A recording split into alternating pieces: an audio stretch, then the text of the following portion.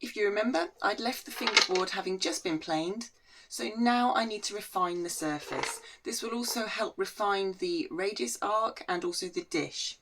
I've got a completely flat block faced with cork and some paper, sandpaper, that goes from 150 grit down to about 1000 grit. Actually, I think I might even have 2500 here to really give a great surface on the fingerboard. So I'm going to start with 150 grit, wrap it around my block, and then start to sand the surface, thinking all the time of keeping the dish in and the shape of it and making sure there's no bumps.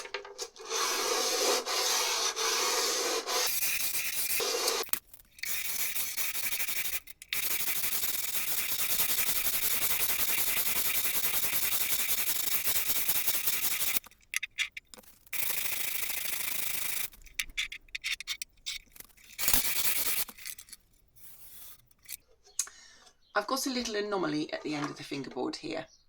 It's too flat and it's too thin to take any more wood off. So Baroque fingerboards were usually shorter than modern fingerboards. I've left it with the owner of this violin that we won't take the length down at the moment, but in the future we can. It's not that easy to do while the fingerboard's still attached. I've never really done that. You usually get the length of your fingerboard sorted before you put it on. So it's not something I'm wanting to do particularly, but I don't mind that this is just not quite right down here because she won't be playing up here anyway. And for now, we're going to leave it at that. So I'll just go down the grits, make the surface really smooth now, and then we can colour it. This is all lovely and smooth now, but the edges where the player's hand will fit are really sharp where I've taken the wood off. So with some 400 grit in my block, I'm just going to work along them very carefully to create a chamfer so that they become nice and smooth and blend in a little bit more so that when they play, they haven't got a sharp edge to deal with. What the other thing I need to do is, at the moment, is address the edges of the fingerboard here where they meet the neck. It's not been well glued on, I can see a little gap. So I'm just going to work on that for a little bit, smoothing it out, and then I think I'm going to have to put a little bit of wood filler and colour in there just to even it out a little bit so that it looks a little bit better than it does. This is not something I would usually do, but everything's changed for this violin, so we might as well just go with it.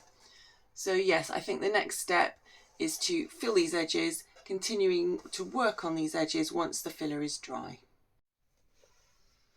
I've got my glass plate and some wood filler, which when it becomes time to replace this fingerboard is dissolvable in water and it's completely reversible.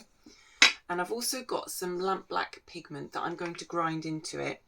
I'm not entirely sure if this is going to work, but it was the best method I could think of for just filling the gaps in the edges. So I'm just going to take some wood filler. That should probably do it. And then I think quite a lot of lamp black. And then mix it together and see if that's going to work.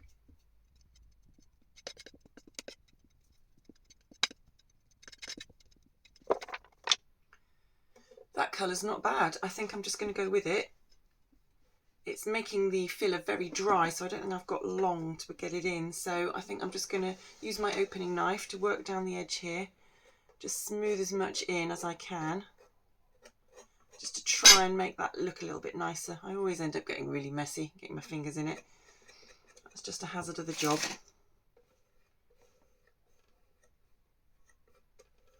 Yeah, I think that will work. I'll do the other side.